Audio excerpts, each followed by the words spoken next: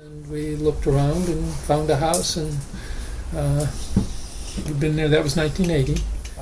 Was involved with Great Lakes research, and wanted to keep the lake good in Chicago. It's wonderful out there. And the big issue with water quality really is disease. So what can a bunch of random neighborhood people do to test for disease in it? So that was one aspect. But the idea also was to have eyes on the lake. Well, it turns out that most of those pump out facilities weren't working. So we beat on the Park District to have the pump out facilities working, and that was surprisingly successful. One of the most surprising thing we found is that the boaters in Burnham Harbor along the east bank were reporting that in the morning there'd be a lot of debris in the water and stuff in the water. McCormick Place had a big tank that they accumulated their waste. And at night they would pump that into the sewer that went into the harbor. Absolutely illegal. Metropolitan Water Reclamation just sort of took over the program and became more proactive with things.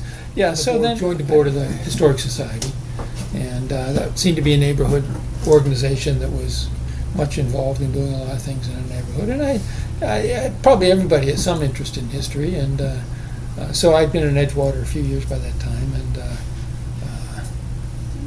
wanted to help out with the Historic Society.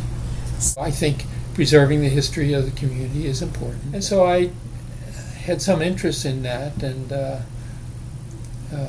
tried to get things going so that they knew what they had, which is always useful, and then it would be accessible to those who wanted to use it. So we had members of the community. We were always members of the community, Edgewater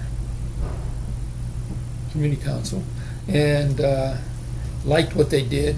But I did become involved, and for better or for worse, it turned out to be towards the end of the community council.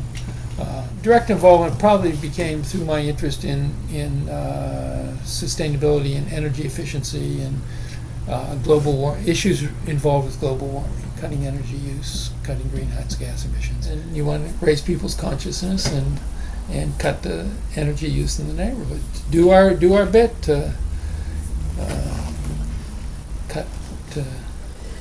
begin to limit climate change. It's people wanting to contribute to make their community better, to make Edgewater more sustainable, a more attractive place to live. So the question is, what can we do to get involved? Find something you like, find an activity, find somebody who's doing something that you're interested in, and volunteer.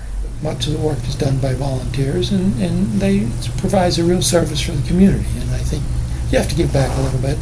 And it's deciding what's important, and that's the hard part, I think.